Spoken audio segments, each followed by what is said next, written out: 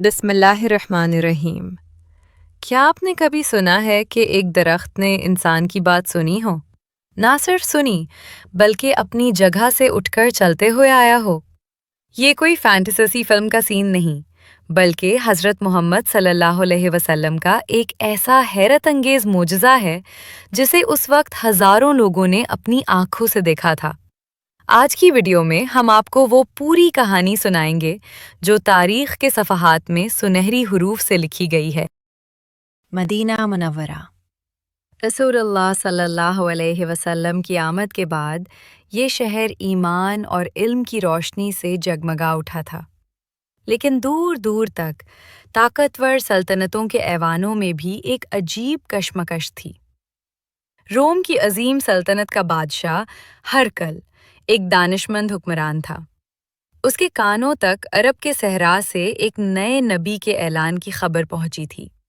دل میں تجسس تھا، ایمان کی کرن تلاش تھی، لیکن بادشاہوں کی روایت کے مطابق اسے ثبوت چاہیے تھا۔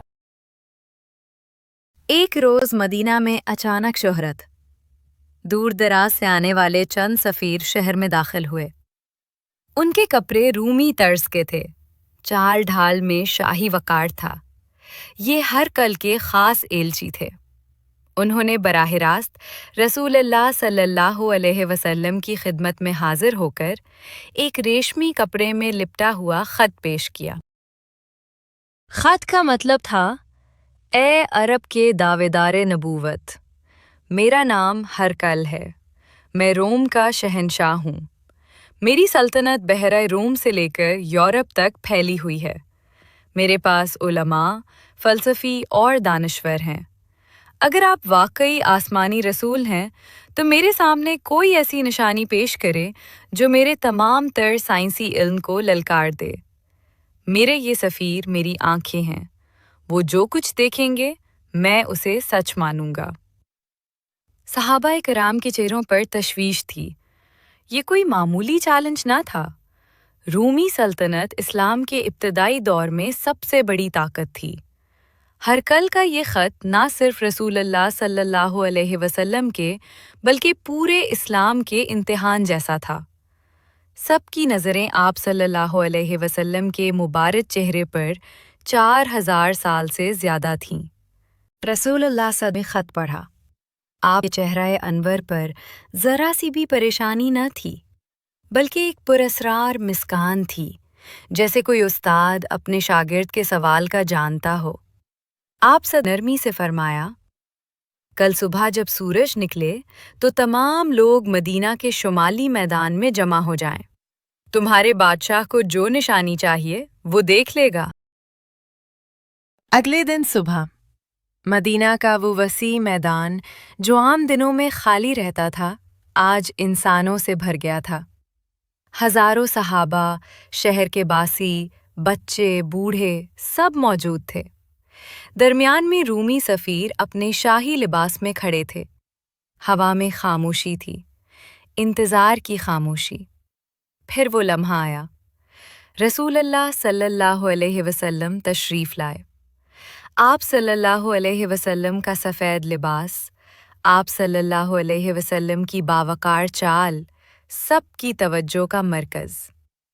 آپ صلی اللہ علیہ وسلم نے میدان کے کنارے پر نظر دوڑائی، جہاں دور پہاڑی کی ڈھلان پر ایک تنہا، بڑا اور گھنا درخت کھڑا تھا۔ رسول اللہ صلی اللہ علیہ وسلم نے اپنا دست مبارک اس درخت کی طرف اٹھایا اور بلند آواز میں فرمایا، لیکن ایسی آواز میں جس میں حکم کی بجائے دعا کا انداز تھا: اے درخت، اگر تو اپنے رب پر ایمان رکھتا ہے اور اگر تو گواہی دیتا ہے کہ میں اللہ کا رسول ہوں تو اٹھ، اپنی جگہ چھوڑ اور میرے پاس آ جا۔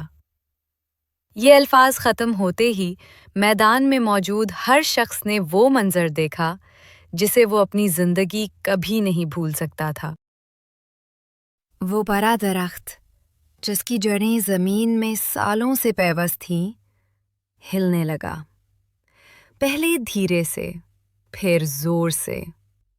अचानक उसकी मोटी जड़ें जमीन से बाहर निकलती नजर आईं। मिट्टी के बड़े बड़े टुकड़े उड़ने लगे।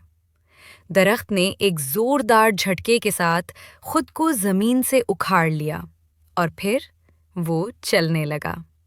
जी हाँ, दरख्त चल रहा था।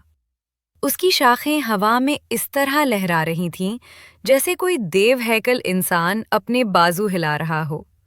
उसके नीचे से जड़ें लटक रही थीं जिनसे मिट्टी गिर रही थी।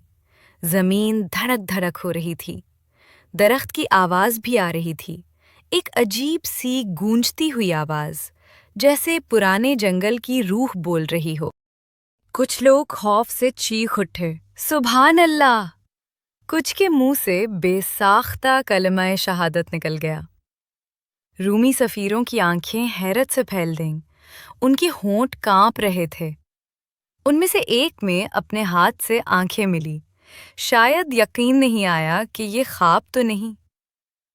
दरख्त आहिस्ता आहिस्ता भारी कदमों से चलता हुआ पूरे मैदान को पार करता हुआ रसूल अल्लाह सल्लल्लाहु अलैहि वसल्लम के सामने पहुंच गया और फिर वहां खड़ा हो गया, एक जिंदा, सांस लेता हुआ, इताअत करता हुआ मखलूक की तरह। रसूलुल्लाह सल्लल्लाहु अलैहि वसल्लम ने दरख्त से मुखातिब होकर फरमाया, तुमने मेरा हुक्म माना, मैं तुम्हें इजाज़त देता हूँ। अब तुम वापस अपनी जगह पर चले जाओ। और अपने निशाने कदम पर चलता हुआ वापस उसी पहाड़ी की ढलान पर पहुंच गया। जहां से वो आया था, वहीं अपनी जगह पर दोबारा जुड़ गया, जैसे कुछ हुआ ही न हो। रोमी सफीरों का सरदार, जो अब तक गूंगा बहरा सा खड़ा था, अचानक जोर से रोने लगा। वो गिरते गिरते रसूलुल्लाह सल्लल्लाहु अलैहि वसल्लम के कदमों में आ गया। उसने कहा, मैं गवाही देता हूँ कि अल्लाह के सिवा कोई माबूद नहीं, और मैं गवाही देता हूँ कि आप अल्लाह के सच्चे रसूल हैं। मैंने रोम के कलीसाओं में, यूनान के फ़लसफ़ियों में, मिस्र के हिकलों में कहीं ऐसी निशानी नहीं देखी। ये कुदरत का मालिक ही ऐसा कर सकता है। दिगर सफ़ीर भी ईमान ले आए। जब ये सफ़ीर वापस हरकल के पास पहुंचे और सारा वाक़या बयान किया, तो हरकल का चेहरा पीला पड़ गया। वो गहरी सोच में डूब गया। आखिर उसने कहा, मैं जानता हूँ ये सच है, मेरे दिल में भी यही बात है, लेकिन अगर मैं इस्लाम कबूल कर लूँ तो मेरा तख्त चला जाएगा, मेरी कौम मुझे छोड़ देगी। मैं अपनी शाही ज़िंदगी नहीं छोड़ सकता। यूं हरकल ने सच्चे दिल से ईमान की दौलत को अपनी दुनियावी हुक्मरानी पर कुर्बान कर दिया। अगर ये वाक़या आपके दिल को छू गया है तो बराह करम वीडियो को लाइक ज़रूर करें ताकि ये पैगाम ज़्यादा से ज़्यादा लोगों तक पहुँचे। चैनल को सब्सक्राइब कर लें ताकि आप ऐसी ही रूहानी और तारीख़ी कहानियों से महरूम ना रहें। अपने दोस्तों, रिश्तेदारों के साथ शेयर ज़रूर करें। शायद आपकी शेयर की हुई ये वीडियो किसी के दिल में ईमान की चिंगारी भड़का दे।